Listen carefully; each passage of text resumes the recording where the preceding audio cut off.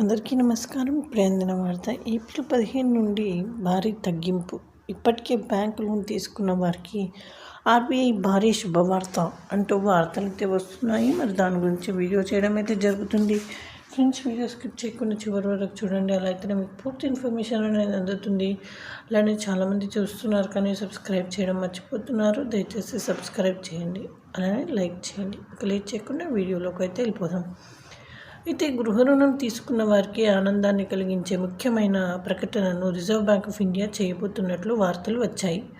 అందరూ ఎంతో ఆసక్తిగా ఎదురు చూస్తున్న ఆ ముఖ్యమైన ప్రకటన త్వరలో వెలువడనుంది అని చెప్తున్నారు. అంటే రెపో రేటు తగ్గే అవకాశం ఉందని సమాచారం వెలువడింది. ఈ పరిస్థితిలో రెపో రేటు నియమానికి సంబంధించి విడుదల చేసిన సమాచారాన్ని వివరంగా పరిశీలిద్దాం ఇప్పుడైతే. అయితే ఆర్బీఐ చేయబోయే ముఖ్యమైన ప్రకటన విడుదలైన సమాచారం ఏంటంటే, రాబోయే కొన్ని నెలల్లో భారతదేశంలో ద్రవ్యోల్బణం 4% కంటే తక్కువగా ఉంటుందని రిజర్వ్ బ్యాంక్ ఆఫ్ ఇండియా వర్గాలు తెలిపాయి. ఫిబ్రవరి 2025లో రిజర్వ్ బ్యాంక్ 5 సంవత్సరాల తర్వాత రెపో రేటు తగ్గించింది.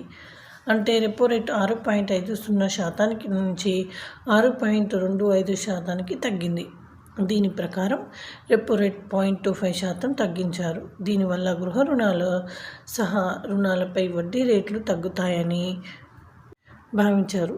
దీని ప్రకారం కొన్ని బ్యాంకులు వ్యక్తిగత రుణాలు మరియు గృహ రుణాలపై వడ్డీ రేట్లలో తగ్గింపులను ప్రకటించాయి.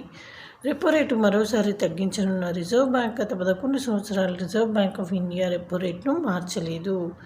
కానీ చివరిసారిగా చేసినప్పుడు ప్రజల నుండి మంచి ఆదరణ లభించింది. ఈ పరిస్థితిలో రిజర్వ్ బ్యాంక్ మళ్ళీ రెపో వడ్డీ రేటును తగ్గించబోతుందని వార్తలు వచ్చాయి.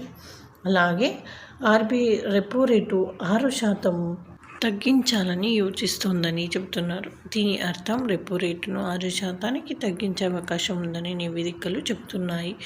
ఇప్పటికే 6.25%గా ఉన్న వడ్డీ రేటును మరో 0.25% తగ్గించనున్నట్లు, దీనివల్ల వడ్డీ రేటు కేవలం 6%కి చేరుకుంటుందని కూడా చెప్పుకొచ్చారు. అయితే బ్యాంకులు మంజూరు చేసే రుణాలపై వడ్డీ రేటు రెపో రేటు ఆధారంగా నిర్ణయించబడుతున్నప్పటికీ, రెపో రేటు 6%కి తగ్గితే అది బ్యాంకు రుణాలపై వడ్డీ రేట్లపై గణనీయమైన ప్రభావాన్ని చూపుతుందని మరియు వడ్డీ రేట్లు తగ్గుతుందని అంచనా వేయడం గమనార్హం. సో ఈ విధంగా వార్తలు అయితే వస్తున్నాయి ఫ్రెండ్స్. మరి వడ్డీ రేటు తగ్గితే మనకి మంచిది కదా.